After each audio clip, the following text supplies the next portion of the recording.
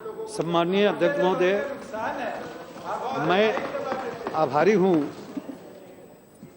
उन 13 माननीय सदस्यों का जिन लोगों ने एडजॉर्नमेंट के लिए मोशन दिया था 193 के अंतर्गत, जिसमें कांग्रेस के हमारे 4 सदस्य थे, 3 उसमें से नहीं, एक हैं। 3 हमारे वक्ता थे कांग्रेस के, 2 हैं।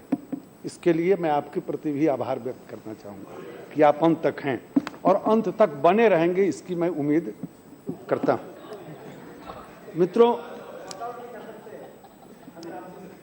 मैं वैसी कोई बात नहीं करूँगा कि आपको आकट करना पड़ेगा, लेकिन अपने उत्तर सुन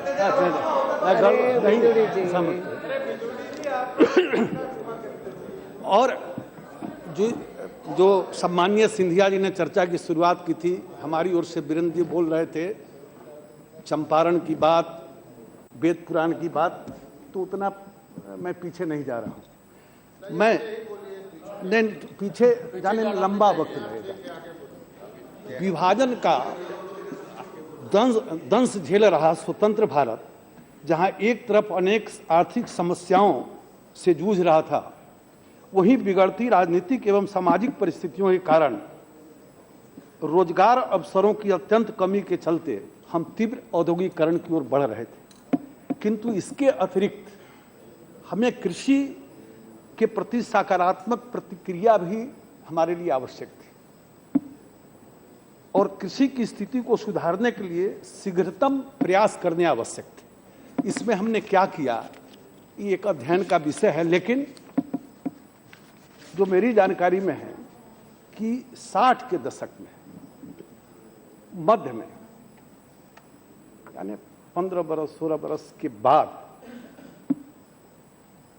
60 के दशक में के प्रारंभ में नीति निर्धारक ऐसी कृषि तकनीकियों के खोज में थे जो रूपांतर कर सके और यह तकनीकी चमत्कारी बीजों के रूप में सामने आई, जो कि मैक्सिको में सफल हो चुकी थी।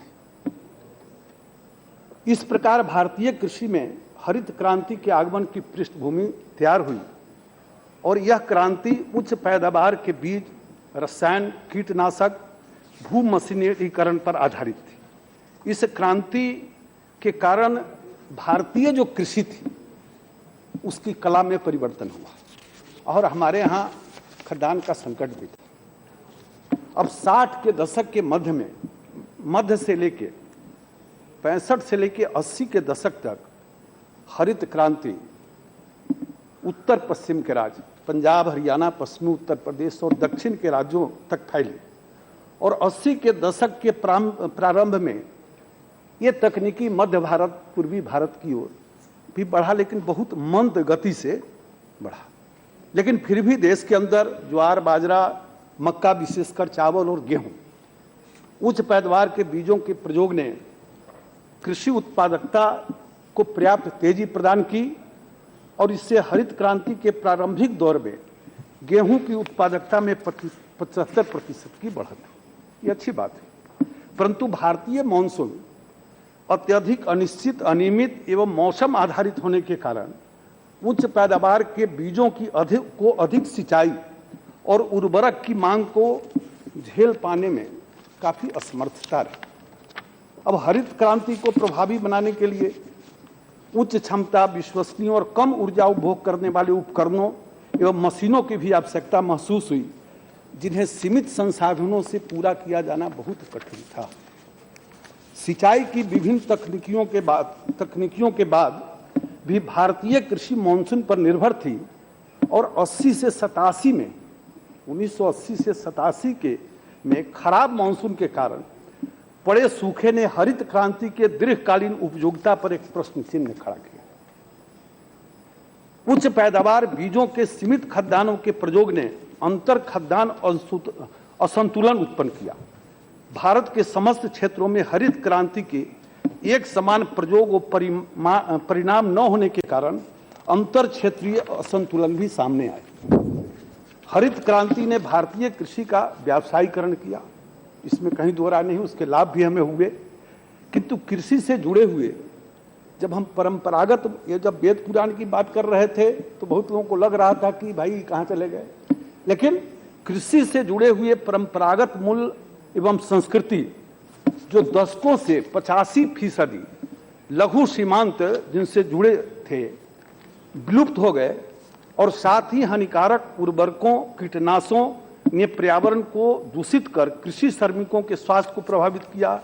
इसका प्रभाव जैव विविधता पर भी पड़ा, और उसके परिणाम में एक रात लुधियाना में था, वहाँ लोग बता रहे थे कि आपके यहाँ जो गेहूं पैदा लेता है उसके आटा की रोटी से ज़्यादा लोग बाजार में मध्य प्रदेश के गेहूं का आटा खोजते हैं।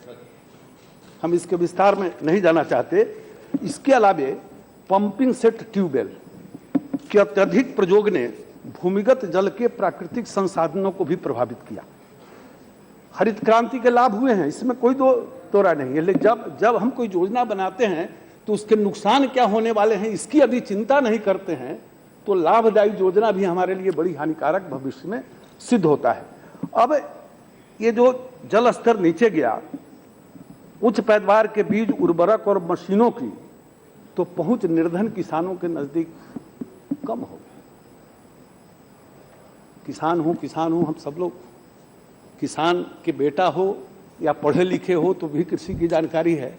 मैं इतना तो निश्चित रूप से कहूंगा कि हमारे गांव में 95 लोग छोटे जोत वाले हैं, 4-5 लोग बड़े जोत वाले हैं, उनके पास ट्यूबवेल है। और हम जो छोटे किसान हैं तो 200 रुपये प्रति घंटा उससे, वो जो बड़ा किसान है उसका बेटा या उसका आदमी कुर्सी लेके ट्यूबवेल के नज़दीक बैठता है और घड़ी देखता रहता है। 8 घंटे यदि खेत में पानी पटा तो 1600 रुपये उसको देना पड़ता है। तो ये जो बीज, उर्वरक और मशीन, फिर जल स्तर नीचे जाना, तो निर्धन कृषकों तक पहुंच न होने के कारण कृषक समुदाय में असमानता बढ़ गई और अनेक निर्धन किसानों में इस कारण ऋणग्रस्तता भी दृष्टिगोचर हुई। माने एक प्रकार से जिसे आर्थिक जगत में हम बोलते रहते हैं कि इस देश में 70 वर्ष की आज़ादी में एक बहुत बड़ी उपलब्धि हुई कि देश में गरीबों की गरीबी बढ़ी और अमीरों की अमीरी बढ़ी। अब कौन सी नीतियां थी उसकी हम चर्चा नहीं करना चाहेंगे, लेकिन इस मामले में हम भी अपने गांव में देख रहे हैं जो गरीब किसान थे उनके पहुंच से ये दूर रहा और ज़्यादा प्रभावित हुआ। इन सब प्रभावों को खत्म करने के लिए जैविक कृषि, जैविक व पर्यावरण परक तकनीकों का प्रयोग, जल प्रबंधन, संचयन, सॉइल क्वालिटी, नमी को बनाए रखने के प्रयासों को बढ़ावा देना, ऐसी विकसित तकनीकों का प्रयोग करना जो न केवल लागत कम करे अपितु प्राकृतिक वातावरण को हानि न पहुंचाए, आवश्यक हो गया। साथ ही भारत को पूर्ण खाद्य सुरक्षा एवं खाद्य आत्मनिर्भरता प्राप्त करने के लिए कृषि और अधिक आधुनिक उपकरण विविधीकरण की आवश्यकता हुई। भारतीय कृषि में व्यापारिक फसलों के विविधीकरण, वर्षा जल संरक्षण, एग्रो प्रोसेसिंग, उद्योगों को प्रोत्साहन, वन संरक्षण, बेकार पड़ी भूमि के प्रयोग, निर्यात संवर्धन के साथ साथ सतत उत्पादकता और उत्पादकता क्रांति की आवश्यकता भी महसूस हुई और जिसके तरफ ठोस कदम बढ़ाना अति आवश्यक हो गया। कदम बढ़े थे लेकिन ठोस कदम बढ़ाना ये बहुत आवश्यक हुआ। और हरित क्रांति ने जो हमें यह सीख भी प्रदान किया कि तकनीकों के प्रयोग के माध्यम से शीघ्र उत्पादकता तो बढ़ाई जा सकती है, परंतु इस वृद्धि को दीर्घकाल तक सुनिश्चित करने के लिए उपयुक्त संस्थागत एवं सार्वजनिक नीतियों का क्रियान्वयन अति आवश्यक है। हरित क्रांति आवश्यक है, लेकिन उसके लिए ये मौलिक आवश्यकता है, शायद इसकी चिंता हमने नहीं की। इसके अतिरिक्त भारतीय कृषि का सफलता का अन्य सहायक क्षेत्र, किसानों की आमदनी बढ़ाने के और जो क्षेत्र हैं, फुलवानी, बागवानी, मत्स्य पालन, सेरिकल्चर, पशुपालन, दुग्ध पालन, मुर्गी पालन, मधुपालन इत्यादि, तो सफलता में ये सब दृष्टिगत होना स्वाभाविक है, तब इसकी सफलता मानी जाएगी। अब इसी विषय पर काम हमारे बाद भी, हमारे पहले भी हुआ, लेकिन इसी को हम तेज कर रहे हैं और इसी के दम पर हमने चुनाव के पहले बहुत साफ साफ कहा है। सुनने में किसी को गड़बड़ी हो सकती है, पढ़ने में गड़बड़ी हो सकती है या पढ़ने और समझने के बाद भी राजनीतिक कारणों से बोलता हो। हमारे प्रधानमंत्री जी ने साफ कहा कि हम लागत मूल्य की 1.5 गुना देंगे, आमदनी बढ़ाएंगे, 1.5 गुनी आमदनी। और जब हम सरकार में आए तो सरकार में आने के बाद तुरंत हमने आमदनी बढ़ाने के लिए एक कमेटी बनाई और बरेली की सभा में हमारे प्रधानमंत्री जी ने कहा कि हम 22 आते आते 2 गुना कहा, ऐसे ही नहीं कहा। हमने कमेटी बनाई और कमेटी ने 15 में जो अनुशंसा की तो 16 में उसको लागू भी किया और 17, 18, 19 और 19-20 के लिए भी हमने कार्य योजना भी बनाया, रोड मैप भी बनाया है। लेकिन हमारे महताब जी नहीं हैं, वो हमको कह रहे थे कि आप ये बताइए कि 10 साल में जो हुआ आपने 3 साल में क्या किया। ये सवाल आपने सुना होगा। तो इस दृष्टि से मैं थोड़ा 10 साल से उनको पीछे ले जाऊंगा। वो सुन रहे होंगे, नहीं तो बाकी मित्र बताएंगे कि 10 साल से पीछे 4 साल, 2000 से 2004 के बीच में, 2000 से 2004 के बीच में एक राष्ट्रीय मंडी बनाई जाए, ई मार्केटिंग हो, किसान को अच्छा कंपटीशन हो और उनको मूल्य मिले। इसके लिए 2004 में 2001 से 3 तक राज्य के कृषि मंत्रियों के साथ कई बैठकें हुई और 2004 के प्रारंभ में राज्यों को मॉडल मंडी एक्ट भेज दिया गया। एक और निर्णय हुआ, ये जो यूरिया बनाने वाली कंपनी है 50,000 करोड़ से ज्यादा सरकार के खजाने से जाता है और वो जो पैसा जाता है किसान को सस्ते उचित दाम पर उचित समय पर यूरिया मिले, लेकिन वो मिलता उस समय भी नहीं था। मुझे याद है, मैं लोकसभा में अटल जी जब थे उस समय भी थे, लेकिन 89 में जब हम आए थे तो पहला बार जो हमको शून्यकाल में मौका मिला था तो हमने यही मांग किया था कि मेरे यहाँ मोतिहारी में यूरिया का रैक भेजिए। तो ये उस समय भी चिंता का विषय था और हमारे कृषि वैज्ञानिकों ने इसी पूसा के अंदर काफी मेहनत करके 3 से 5 के बीच में फील्ड ट्रायल करके कृषि मंत्रालय को दिया कि नीम कोटेड कर दो, तो ये जो दुरुपयोग हो रहा है सिंथेटिक दूध के बनाने में, फिर केमिकल फैक्ट्रियों में जा रहा है, ये बंद हो जाएगा, किसान को समय पर मिलेगा। तो 2 चीज मुझे स्मरण है कि ये 2004 के लगभग एक हो चुका था। ये 10 वर्ष में महताब जी नहीं है, पूछ रहे थे जो उस समय क्या हुआ और आपने किया, तो मैं आपके माध्यम से, इस सदन के माध्यम से उनके पास संदेश भेजना चाहता हूं कि 10 वर्ष में ये जो मॉडल एक्ट मार्केटिंग का गया, सितंबर 2010 में एक बैठक हुई, इससे आगे गाड़ी नहीं। स्वामीनाथन जी और उनके आयोग की बात, रिपोर्ट की बात करते हैं, हम उस पर भी बाद में आएंगे। उनके रिपोर्ट में भी ये बात थी और किसान नीति में भी ये बात आई, लेकिन फल नहीं हुआ। सरकार बनते जो 2004 का मॉडल एक्ट था जो पड़ा हुआ था, जो स्वामीनाथन जी ने भी कहा था, सरकार बनते राज्यों को सर्कुलर भेजा कि आप इसमें से 3 कानून अपने राज्यों में लागू करें। कानून बदले, विलंब हुआ तो सभी राज्य के कृषि मंत्री को, मार्केटिंग मिनिस्टर को जो चार्ज में थे, या मार्केटिंग मिनिस्टर और मार्केटिंग सेक्रेटरी को साथ लेकर 3 दिन रहे बंगलोर, कर्नाटक के हुबली में। येदियुरप्पा जी जब मुख्यमंत्री थे तो 2004 के बाद का जो रिपोर्ट था स्वामीनाथन जी का था, या सितंबर में यूपीए सरकार में भी जो बैठक हुई थी, कहीं लागू नहीं हुआ, लेकिन वहां उन्होंने शुरू किया था और उसके बाद की भी सरकार ने बड़ी तेजी से काम किया और 150 मंडियों को, उस समय हम गए थे तो 50 मंडी जुड़ा था, 1 ई ट्रेडिंग प्लेटफॉर्म। तो सब जब गए 2-3 दिन रहे, उसके आने के बाद 17 राज्यों ने नियमों में परिवर्तन किया। आज 13 राज्यों की 417 मंडी जुड़ चुके हैं। अब अखबार में भी कुछ खबर छपती है और हम लोग भी जरा इसके गहराई में न जाने के कारण परेशानी में पड़ जाते हैं कि अब मंडी के अंदर हमारे प्रधानमंत्री जी ने एक सॉफ्टवेयर जो हम लोग विकसित किए थे, तो 14 अप्रैल 16 को उन्होंने लॉन्च किया था और राज्यों को 30-30 लाख रुपया हम लोगों ने देना शुरू किया कि वहाँ पर इंफ्रास्ट्रक्चर निर्माण करो, लैब लगाओ और किसान जब आता है तो उसका ग्रेडिंग हो और फिर बीडिंग हो।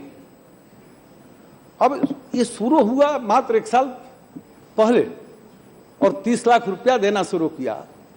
राज्य जो प्रस्ताव भेजता है उसको हम अनुमोदित करते हैं, तो 417 ऐसे हमने अनुमोदित किया है।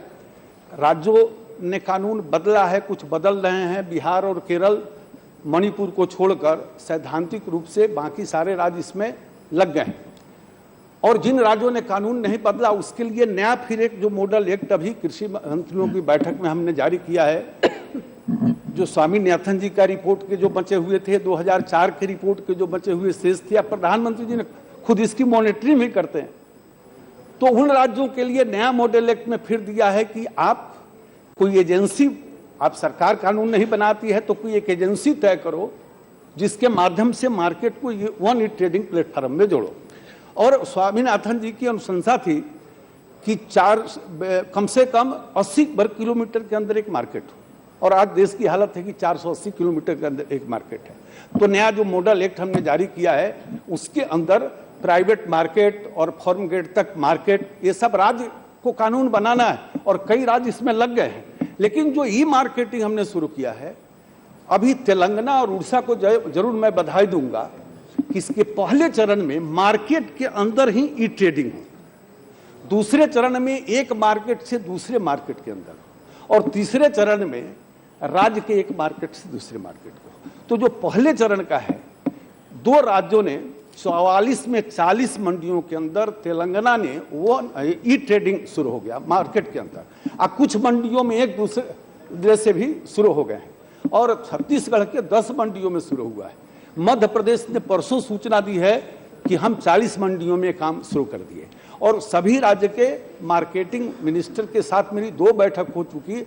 अगले 3 महीना में बड़ी तेजी से सब लगे हैं कि मार्केट के अंदर ई ट्रेडिंग हो और फिर एक दूसरे मार्केट के साथ हो, लेकिन ये हम 585 मार्केट का कर पाएंगे। और इसीलिए नया मॉडल जो हमने दिया है राज्यों को, और उसमें ये सुविधा दी है कि फार्म गेट से लेके प्राइवेट मंडी तक की जो भी जोड़ो। और हमारा जो जैसे कर्नाटक के एक अपना पोर्टल है, 150 मार्केट जुड़े हुए हैं, तो राज्यों को हम तो सिर्फ 585 मंडियों को जोड़ेंगे मार्च 18 तक, जो देश की बड़ी मंडियां हैं। लेकिन राज्यों को भी कहा है कि अपना पोर्टल और नया मॉडल कानून बनाकर राज्य में भी बड़ी संख्या में इस प्रकार से ई ट्रेडिंग के लिए आप तैयारी करिए। दूसरा जो मैंने कहा, जो तीसरा विषय है, प्रधानमंत्री फसल बीमा। अब देखिए, फसल बीमा योजना ये 2000 के पहले से चल रहा है देश में, लेकिन हम जब सरकार में आए थे तो मॉडिफाइड राष्ट्रीय कृषि बीमा योजना लागू करने का निर्णय हो चुका था। कुछ राज्यों ने लागू भी कर दिया था और बाकी राज्य भी लगभग शुरू किया। अब उसकी क्या विसंगति है, जरा उस इतिहास को देखिए। बीमा मतलब बीमा, देखिए आप तो जैसे आप बोल रहे थे और चौटाला जी बोल रहे थे, तो कुछ बात मेरे समझ में नहीं आई, हम बाद में बताएं। जैसे इन्होंने कहा कि समर्थन मूल्य यहाँ दूसरा वहाँ दूसरा, वैसा नहीं है। देश भर में है, कोई राज्य बोनस देता है वो एक अलग विषय है, लेकिन समर्थन मूल्य पूरे देश में है। और हाँ वही सब आप तो, लेकिन समर्थन मूल्य पूरे देश में हमेशा एक रहा है, अलग अलग नहीं रहा है। और आप भी जो बता रहे थे कि फसल बीमा के आंकड़े दे रहे थे, हरियाणा का कुछ वो भी आंकड़े दे रहे थे। अब पता नहीं आंकड़े कहाँ से आते हैं। ये आंकड़ों का ऐसा पोस्टमार्टम नहीं होना चाहिए, आंकड़ों का ऐसा पोस्टमार्टम नहीं होना चाहिए। ये जो प्रधानमंत्री फसल, मैं वही बता रहा हूँ। नहीं, आप वेबसाइट से लिया तो कब का लिया, मैं आपको बता रहा हूँ मैं आप पहले तो प्रधानमंत्री फसल बीमा योजना, ये जो प्रधानमंत्री फसल बीमा योजना का विषय है, तो बीमा है, इंश्योरेंस है। आप भी अपना बीमा कराते होंगे और आपके परिवार के लोग आपके जिंदगी में पहुंच जाए कि मेरा बीमा का पैसा दो, ये संभव है क्या? आप बताइए। नहीं, आप देखो, आपने देखो मेरी इसको समझ लो, बीमा समझ लो पहले।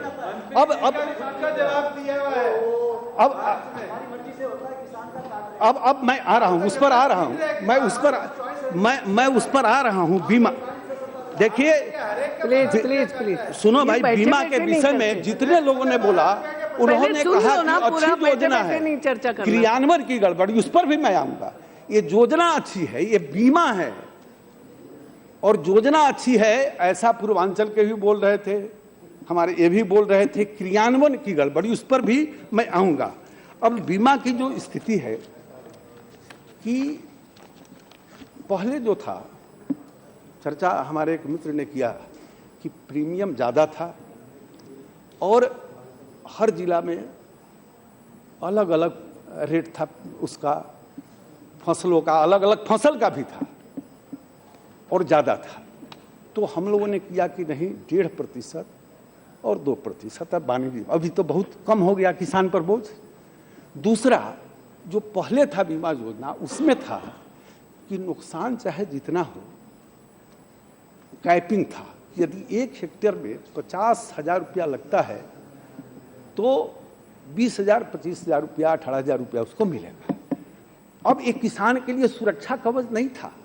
और स्वामीनाथन जी का क्या था कि उसको एक सुरक्षा कवच दो। तो इसकी चिंता किसने की? जिसने अपनी जवानी गांव में चाय की दुकान से प्लेटफार्म तक और खेत के मेड़ से घर तक बिताया था, जिसने देखा, जिसने पूरी जवानी खेत खलिहानों में बिताया, चाहे उत्तराखंड से लेके हिमाचल, पंजाब, गुजरात तक, उसने कहा तो बहुत अन्याय है। अब ये प्रधानमंत्री फसल बीमा योजना जब आई तो उसमें कैपिंग हटा दिया गया। फिर उसमें ये भी व्यवस्था पहले जो थी कि फसल यदि कट जाता है और खेत में पड़ा हुआ है, आपदा आएगी तो उसको पैसा नहीं मिलेगा। इसमें कहा गया कि नहीं, 14 दिन तक भी पड़ा रहेगा, तो रिस्क बढ़ा, और रिस्क बढ़ा तो प्रीमियम भी बढ़ता, कैपिंग भी हटा दिया गया। तो प्रधानमंत्री ने कहा कि राज खजाने पर चाहे जितना भी बोझ पड़े, लेकिन रिस्क तो इतना रहेगा। और रिस्क कितना रहेगा? और इसका नतीजा ये हुआ कि किसान को कम देना है और जो भी प्रीमियम होगा उससे ज़्यादा जो भी प्रीमियम होगा, आधा भारत सरकार देगी और आधा राज्य सरकार देगी। नहीं, किसान को तो 1.5%, 2%, उस पर कोई बोझ नहीं है। अब मैं गुजरात 2 दिन था। ये समस्या है, जिन समस्याओं की चर्चा की बहुत लोगों ने, वो समस्या सही में आ रही है। 1 साल अभी हुआ है। अब जो समस्या आ रही है वो मैं बता रहा हूं कि 1 साल हुआ है। हम उसकी समीक्षा जब अभी कर रहे हैं 1 साल पर, तो उसमें बहुत साफ दिखाई दे रहा है। मैं नहीं, आप मुझे, मैं पहले इसको समझ लीजिए, बीमा को समझ लीजिए और समस्या भी समझ लीजिए, तो आपको सुविधा होगी जब आगे बैठेंगे। तो ये जो प्रीमियम है, एक बार हम प्रीमियम समझाते हैं। जो आप बोल रहे हैं जो कंपनियों के पास बहुत जाता है, तो मैं एक आंकड़ा आपको बता रहा हूं। आपने कहा ना जो 10,000 करोड़ चला गया, हाँ, वो जो आंकड़े हैं आपके अलग है अपने हिसाब से। अब मैं जो बता रहा हूं सुन सुनिए कि 2010-11 और 12-13, ये 12-13 में जितना प्रीमियम कंपनी को गया, जबकि इतना रिस्क नहीं था। 2011-12 में सर जरा इधर आपके माध्यम से मंत्री जी की स्पीकर चेयर में बैठी है, आपके माध्यम से तो उनको संबोधित करो तो ज्यादा। माननीय सदस्य, सभी माननीय सदस्यों को ये बताना चाहता हूं कि 2010-11-12 और 12-13 में जो प्रीमियम कंपनियों के पास गया, उसका चूंकि मौसम अनुकूल था, मौसम अनुकूल था, इसलिए मात्र 13% ही कुल 63% ही किसान को भुगतान हुआ। इस तरह इसके बाद देखिएगा 14, 15 और 15, 16। अब 14, 15 में मौसम अनुकूल था, तो 14, 15 में 3,560 करोड़ का प्रीमियम जमा हुआ और भुगतान हुआ 3,504। नहीं, ये इसमें आपदा आई 14, 15 में। तो 14, 15 में प्रीमियम 3,560 भुगतान हुआ 3,548 करोड़।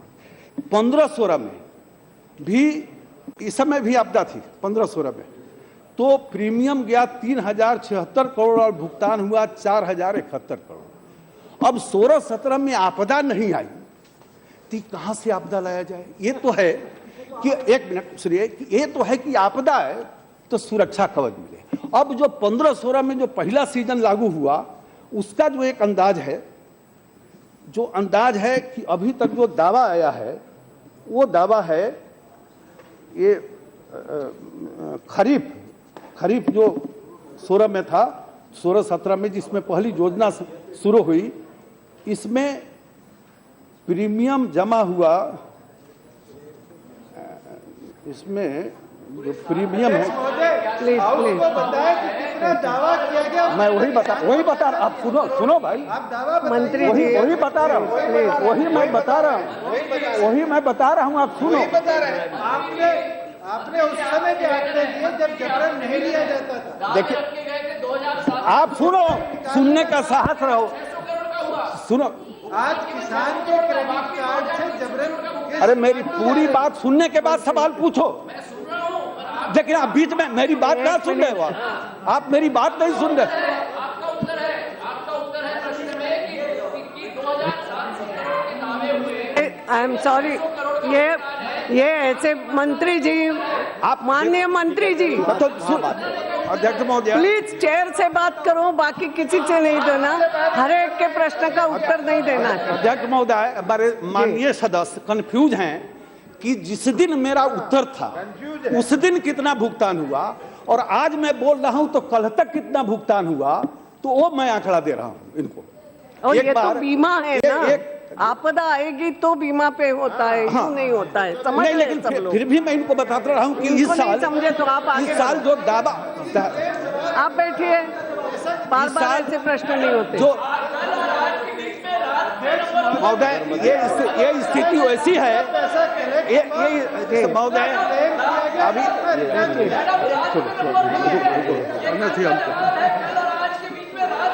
उनको बोल सर, ये विषय ऐसा है कि एक बार मैंने कहा इसी सदन में कि कितना इलाके में ये ओलावृष्टि से प्रभावित हुई।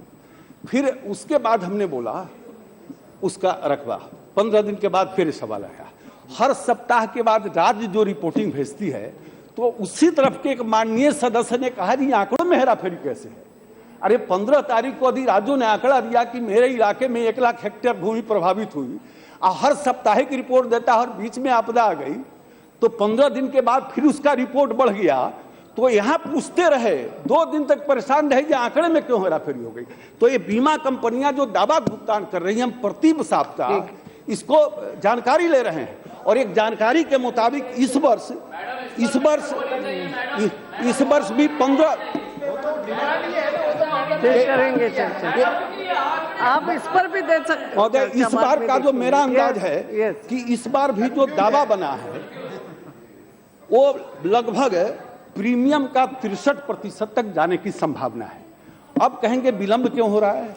विलंब का कारण है कि कई राज्यों में जो नीचे में आंकड़े इकट्ठे करने की मशीनरी चाहिए, इसके अभाव में बीमा कंपनियां भी लाभ उठाने की कोशिश करती है और उनको टहलाती है, आंकड़ा कम करती। सही बात सुनने के लिए आप तैयार कहाँ होगे? समझोगे नहीं तो भविष्य में भी नहीं समझ पाओगे, आज नहीं समझोगे तो बैठिए ना, सुने, आप बैठिए ना, आप राजनीतिक जवाब मिल चुका है, मुझे मजबूर मत करो यार प्लीज महोदया, इनको राजनीतिक जवाब मिल चुका है। बैठिए ना,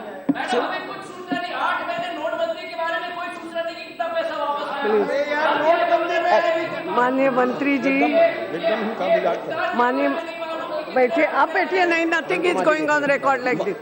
माननीय मंत्री जी, आज ही ये डिस्कशन आज ही समाप्त करना है। 10 मैं बज समाप्त रही है। कर रहा हूं, लेकिन आप माननीय प्लीज सदस्य इसको को, देखिए। माननीय सिंधिया जी को राजनीतिक जवाब मिल चुका है। मुझे मजबूर ना करे कि मैं आप मत राजनीतिक करो। जवाब दूं। मैं आप- सीधे आप बात पर आ रहा केवल हूं। उनको मत दो, आप महोदय, पूरे सदन को जानकारी एक दो। आकलन आप के बात मुताबिक करिए। Yes। जहां जहां ये विवाद उठ रहे हैं, हम स्पेस टेक्नोलॉजी का इस्तेमाल कर रहे हैं। हाँ। और 6 राज्यों को बीमा कंपनियों के साथ बैठाकर ठीक है। उसका निपटान किया है। बस ठीक। नई टेक्नोलॉजी जो स्पेस टेक्नोलॉजी है, उसके आधार पर हम उसको कर रहे हैं। दूसरा कि बीमा कंपनी को लाभ न हो, तो सभी राज्यों को पत्र दिया है कि राज्य की एक बीमा कंपनी कराओ। किस राज्य में किस फसल का बीमा होना है, राज्य सरकार को नोटिफाई करना है, राज्य सरकार को टेंडर करना है, कंपनी चुनना है। तो पंजाब और गुजरात जैसे 2 राज्य अपनी कंपनी बनाने जा रहे हैं। माननीय सम्मानीय सदस्य भी जिन जिन राज्यों में हैं, मदद करे, जरा कंपनी न लूटे, राज्य सरकार वहां पर बीमा कंपनी बनाए। ठीक है। Yes। तो आप बैठिए, अभी कुछ नहीं होना, बैठिए। इसीलिए राज्य को यदि लगता है, मैं फिर कह रहा हूं, ये बीमा है, रिस्क है, और किसी राज्य को लगता है हम तो बीमा कंपनी अब अगले पॉइंट पे जाइए। 2 के खिलाफ आवेदन आए हैं। राजस्थान, तमिलनाडु से हम जांच करा रहे हैं, और जिसमें गलती पाएंगे उसका कैंसिलेशन करेंगे। लेकिन राज्य सरकार भी बीमा कंपनी बनाए। और माननीय सदस्य ये समझ ले कि इसी सदन में एक सांसद है जो अपने लोकसभा में 90% किसानों का बीमा कराया, और आपदा वहां आई, भुगतान कराया। अभी बीदर के सांसद का मैं देख रहा था कि उनके एक तहसील में 3,65,000 किसान हैं। बीदर के सांसद का, उसमें 3,25,000 किसानों का बीमा कराया। तो सब लोग इसमें लगे, और आपदा है तो उसको सुरक्षा कवच मिले। ये सुरक्षा कवच है। राज खजाने पर जितना बोझ पड़े सरकार उठाने की तैयार है। कंपनियां हेरी फेरी करेगी, उस पर कार्रवाई करेंगे। और राज्यों को भी कहा है कि अपनी कंपनी बनाओ। कहीं कहीं ये कंपनी वाले आपस में मिल भी जाते हैं टेंडर के समय। ऐसा गुजरात की बैठक में मुझे जानकारी मिली, और गुजरात की सरकार अपनी कंपनी बनाने जा रही है। पंजाब ने तय कर लिया है। दूसरा जो मैं बताना चाहता हूं कि आमदनी बढ़ाना, तो आमदनी बढ़ाने के लिए सिर्फ अनाज की ही खेती नहीं, एलाइड सेक्टर में जाना होगा। और एलाइड सेक्टर के अंदर मेरा वेबसाइट यदि आप देखते हैं तो आप कहाँ सोए थे, मेरे समझ में नहीं आया जब पूरे दुनिया के वैज्ञानिकों ने कहा कि क्लाइमेट चेंज हो रहा है, तो जितने संकर और विदेशी नस्ल के दुधारू गाय हैं, इनकी प्रजनन क्षमता समाप्त हो जाएगी, इनका नामो निशान नहीं मिलेगा। कहाँ सोए हुए थे, ये बताना पड़ेगा जब सवाल पूछते हैं तो। और कोई योजना देश में नहीं चली। 80% देसी नस्ल की गायें 20% दूध देती है। इसी मोदी सरकार ने गोकुल मिशन चलाया, सरकार में आते हैं, और राज्यों के अंदर से प्रस्ताव आए, और 35 परियोजनाएं राज्यों के अंदर शुरू हो गई 2 वर्ष पहले। 2 देश में नेशनल कामधेनु ब्रीडिंग सेंटर, एक आंध्र का बन गया, मध्य प्रदेश में बन रहा है। इसके अलावे राष्ट्रीय बोमाइन उत्पादकता मिशन देखेंगे तो 3 साल की तुलना में 3 साल में 20% उत्पादन में वृद्धि हुई है। हम आंकड़े नहीं बताना चाहते, उनके वेबसाइट पर देख लेंगे। इसी तरह से नीली क्रांति के अंदर सारी योजनाओं को एक साथ लाकर जो पिछले 2 वर्ष से कर रहे हैं, 17% की वृद्धि हुई है 3 वर्ष के तुलना में। और इतना ही नहीं, तो कहाँ थे डीप फिशिंग, समुद्री मील के अंदर अब मछली है कहाँ? वर्षों से हमारे मछुआरे उसमें मार रहे हैं, मछली उसमें खाली है, नहीं है। तो डीप फिशिंग की कोई योजना नहीं थी। हमने देश के अंदर डीप फिशिंग की योजना लाई है, और मछुआरों का ग्रुप बनाकर 5-7 का ग्रुप या सोसाइटी को 40 लाख रुपए का अनुमान दे रहे हैं। और ये तमिलनाडु से शुरू किया है, 200 करोड़ रुपया तमिलनाडु को दिया है, क्योंकि अभी सबसे बड़ा संकट है, लेकिन सभी तटवर्ती राज्यों के लिए। इसी प्रकार से दुनिया के वैज्ञानिकों ने कहा कि मधुमक्खी पालन से उत्पादकता बढ़ती है, किसान की आमदनी बढ़ती है। कहाँ थे, क्या किए? इसी तरह से किसान की आमदनी बढ़ानी है तो पेड़, लेकिन राज्यों के अंदर कानून ऐसे थे कि हरा पेड़ कोई किसान काटेगा तो पुलिस पकड़ कर ले जाती थी, जबकि हिंदुस्तान दुनिया में सबसे ज्यादा इमारती लकड़ियों का आयातक देश है। इसी प्रधानमंत्री जी के पहल के बाद ये राज्य को कानून बनाना है। सभी राज्यों को चिट्ठी लिखी गई, बैठक हुई और 8 राज्यों ने पिछले वर्ष कानून में परिवर्तन किया। 20 प्रजाति की लकड़ियों को किसान खेत में रोपे, उसको काटे, उसको ढोए, कोई प्रतिबंध नहीं। 8 राज्यों ने पिछले ही वर्ष कानून बदला, 5 राज्यों ने अभी कानून बदला है, राज्यों को पैसे दिए जा रहे हैं। तो दूध उत्पादन, मछली उत्पादन, मधुमक्खी पालन, राष्ट्रीय कृषि वानिकी, कृषि ऋण की बात हो रही थी। अब कृषि ऋण प्रवाह, साहूकार से मुक्ति मिले, किसान को कर्जे की आदत न पड़े, लेकिन साहूकार से उसको मुक्ति मिले, इसके लिए अब आप देखिए कि 13-14 में 7 लाख करोड़ का ऋण प्रवाह था। इस वर्ष 10 लाख करोड़ का है। इस वर्ष 10 लाख करोड़ का है। जो ब्याज सहायता है, ब्याज सहायता 13-14 में 6,000 करोड़ रुपये था, 17-18 में 20,339 करोड़ का है। और इसी प्रकार से ये जो कोई सदस्य चर्चा कर रहे थे कि जो भूमिहीन किसान है, एकदम छोटा किसान है, उसको ऋण कहाँ से मिलेगा। अब उसकी योजना 2007 में शुरू हुई। अब 2007 में जो योजना शुरू हुई, अब आप विचार करिए कि 7 से 14 तक 7 वर्षों के अंदर इसमें नियम है कि 4 से 10 का ग्रुप बनाकर और उसको ऋण देना, ज्वाइंट लेबिलिटी ग्रुप। तो 7 वर्ष में 2007 से 14 तक 6.7 लाख ज्वाइंट लेबिलिटी ग्रुप बने और 6,630 करोड़ रुपये उनको दिए गए। ये 7 साल का कर्तव्य। और इस 3 वर्ष के अंदर 22.57 लाख समूहों को 22,898 करोड़ रुपये दिए गए। ये ज्वाइंट लेबिलिटी ग्रुप। अब सुनने का साहस महोदय, ये साहस इनके पास इनके पास सुनने का, इनके पास सुनने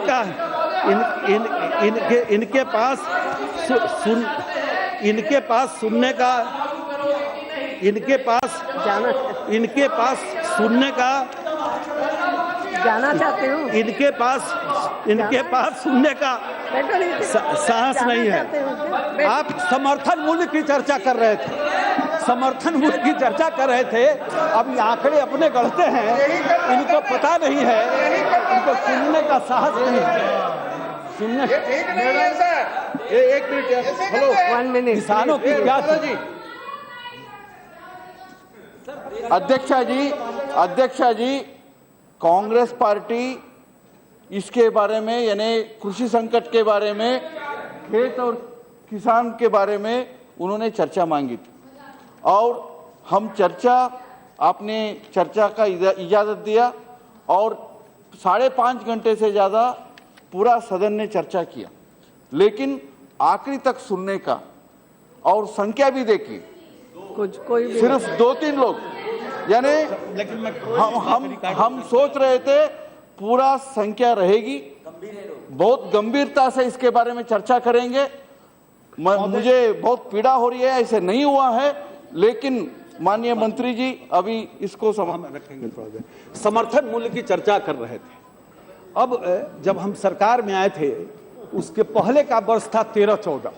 अब 13-14 में जो अरहर की बात कर रहे हैं, 4300 रुपये उसका MSP था, और अभी हमने जो किया है खरीफ में, वो किया है 5,450 रुपया, 1,150 रुपये की बढ़ोतरी, 26.74% बढ़ोतरी हमने तूर दाल में, अरहर दाल में की है उनकी सरकार के बाद आने के बाद। इसी प्रकार से मूंग में लगभग 24%, उड़द में 26% और कोकोनट, सनफ्लावर जो तिलहन है उसमें भी इसी प्रकार की हमने बढ़ोतरी की है। और ये जो मूल्य लागत आयोग है उसकी जो सिफारिश आती है, उस सिफारिश से भी बढ़ाकर इसमें बोनस दिया है और समर्थन मूल्य बढ़ाया है। इसी तरह से ये फसल बीमा तो ठीक है, मुआवजा मिलता है, लेकिन जो आपदाएं आती है, ये लोग कहाँ सोए हुए थे। देश के किसानों को 50% नुकसान होगा तभी ये उसको राहत मिलेगा। हमारे प्रधानमंत्री जी ने प्रधानमंत्री बनने के बाद तुरंत पहल की और 33% नुकसान हो तो भी उसको राहत मिलेगा। और इतना ही नहीं, तो जो राशि मिलती थी प्रति हेक्टेयर उसको 1.5 गुना करने का काम ही हमारे प्रधानमंत्री जी ने किया था। इसी तरह से आप देखेंगे कि ये जो राष्ट्रीय आपदा कोष है इससे राज्यों को पैसा जाता है।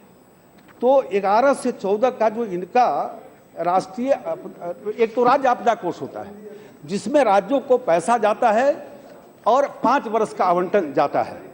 तो ये 5 वर्ष का जो आवंटन था 33,000 करोड़ का, मोदी सरकार के आने के पहले का 5 वर्ष का आवंटन था 33,000 करोड़ का, और मोदी जी के प्रधानमंत्री बनने के बाद राज्य आपदा कोष की राशि को बढ़ाकर 61,000 करोड़ रुपया किया गया। इसके बाद भी यदि राज्य में गंभीर आपदा आती है, राज्य की ओर से प्रस्ताव आते हैं, तो उस परिस्थिति में हमारे पहले 11 से 14 3 वर्ष तक राज्यों ने मांग किया कि हमारे यहां बड़ी आपदा आई है, हमको केंद्र मदद करे। तो मांग थी, उसकी तुलना में ये 9,099 करोड़ रुपया दिए थे 3 साल में, 9,099 करोड़। और मोदी सरकार के आने के बाद 3 वर्ष में हमने दिया है 29,000 करोड़ रुपया राज्य, 29,000 करोड़ रुपया। इसी तरह से यदि ये चर्चा कर रहे थे आत्महत्या किसी की भी हो वो बहुत दुखद है, एक भी हो या 1 लाख हो। लेकिन हम ये जानना चाहते हैं कि जब सूखा पड़ा था 2002 में, तो 2001 की तुलना में ये 16.3% संख्या बढ़ गई थी आत्महत्या। सूखा पड़ा था 2009 में तो 8 की तुलना में 13.7% बढ़ा था, ये भी दुखद है। और सूखा पड़ा था ये 14-15 में तो 8 की तुलना में 9% बढ़ गया था। और ये जो 16 में जो 2015 के जो आंकड़े तो थे जिसकी सब चर्चा कर रहे थे, लेकिन कल ही हमने जो अपराध रिकॉर्ड ब्यूरो है उससे लिया है, जो अब पब्लिश होगा, ये 2016 का आंकड़ा, 2016 1 साल बाद आता है वो। 16 के जो आंकड़े हैं, 15 में ये था 12,602, 16 के जो आंकड़े बोल रहे हैं वो 11,458 है। मतलब इसके कई कारण हैं, लेकिन ये आत्महत्या निश्चित रूप से चिंता का विषय है और इसके लिए हमारी सरकार पूरी ताकत के साथ लगी हुई है। और इसका उपाय सिर्फ और सिर्फ है कि उसकी आमदनी बढ़ाना। और इस दिशा में इस 3 वर्ष के अंदर जो काम हो रहा है, यदि पहले किया गया रहता तो ये स्थिति आज किसान की नहीं होती। ये जो कर्तव्य कोई दिखाता है, हमने 3 वर्षों के अंदर जो किया है, हम ये भी बताना चाहेंगे कि पहले जो बजट इनका होता था, ये जो बजट होता था कम होता था, हमारा ज्यादा हो रहा है। और इनका जो बजट होता था उस साल में उतना खर्चा नहीं करते थे। 11-12 में बजट था इनका 24,000 करोड़ रुपये का, खर्चा किए 23,000 करोड़ रुपया। 12-13 में बजट था 28,000 करोड़ का, खर्चा किए 24,000 करोड़। 13-14 में इनका बजट था 23,000 करोड़ का, खर्चा किए 25,000 करोड़।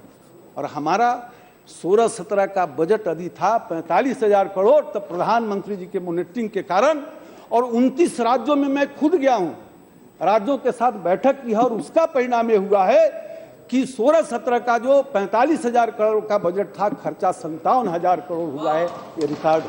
इसी तरह से 11 से 10, 11 से 13-14, ये 3 वर्ष के अंदर जो इनका बजट था कृषि में 1,04,000 करोड़ का था। और हमारे 3 साल का बजट है, हमारे 3 साल का जो बजट है वो आप देखें तो 1,64,415 करोड़। तो पूरी ताकत के साथ, प्रतिबद्धता के साथ हम किसानों की आमदनी बढ़ाने में लगे हैं। ये इंटीग्रेटेड फार्मिंग की कोई योजना थी क्या? आज 2.5 लाख किसान इस काम को कर रहे हैं। इसी 3 वर्ष के अंदर रेंट फेड एरिया डेवलपमेंट चलाया है ताकि किसानों की आमदनी बढ़े, और 2.5 लाख किसान इसमें लगे हैं। और जितने कृषि विज्ञान संस्थान हैं, जितने यूनिवर्सिटी हैं, आईसीआर के संस्थान है वहां उसके मॉडल बनाए जा रहे हैं। और राज्यों को जो हमने पैसा दिया रेनफेड एरिया डेवलपमेंट मोदी सरकार के आने के बाद, तो 2.5 लाख के लगभग किसान, उनकी आमदनी बढ़ रही है इंटीग्रेटेड फार्मिंग की तरफ योजना के तहत। तो पूरी ताकत के साथ लगे हैं और किसान इस दिशा में बढ़ रहा है। अब इसको रोकना चाहते हैं अपनी असफलताओं को छिपाने के लिए, उनके कर्तव्य उजागर न हो इसके लिए प्रयास बहुत कर रहे हैं। लेकिन देश के किसान इसको मान रहे हैं कि आज देश का प्रधानमंत्री एक ऐसा व्यक्ति बना है जिसका संपूर्ण जीवन राष्ट्र के लिए समर्पित है। नारे तो बहुत लगाए इन लोगों ने देश के लिए, लेकिन निष्ठा तो वंश के लिए रहा। पहला व्यक्ति देश का प्रधानमंत्री है ऐसा जिसका संपूर्ण जीवन राष्ट्र के लिए समर्पित है। वो जगते है या सोता है, राष्ट्र की चिंता करता है, राष्ट्र के किसानों की चिंता करता है। पहला प्रधानमंत्री जिससे किसी मीडिया ने उस दिन पूछा तो क्या कहा था कि मेरी सरकार गांव गरीब किसान के लिए समर्पित होगी। और फिर दोबारा भी दोहराया था कि मैं अपने लिए या अपने लोगों के लिए प्रधानमंत्री नहीं बना हूं, मैं देश के गांव गरीब किसानों के लिए प्रधानमंत्री बना हूं। और आजादी के बाद जितना बड़ा निवेश कृषि, गांव और गरीब पर किया गया है, उतना आजादी के बाद इतना बड़ा बजटीय आवंटन, इतना बड़ा निवेश आज तक नहीं हुआ है। और किसान पूरी उम्मीद के साथ लगा हुआ है। और हम भी विश्वास दिलाना चाहते हैं कि देश के किसानों को कि एक समर्पित जीवन देश को मिला है।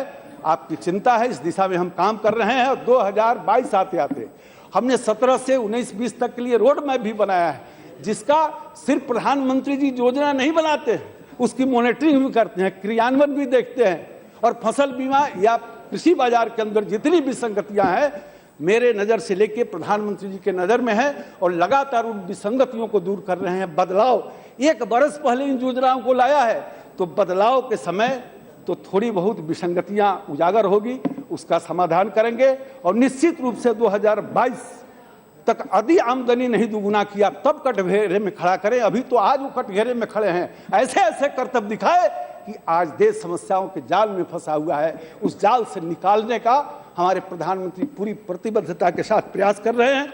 मैं बहुत बहुत आभारी हूं कि इस अवसर पर मुझे बोलने का मौका दिया।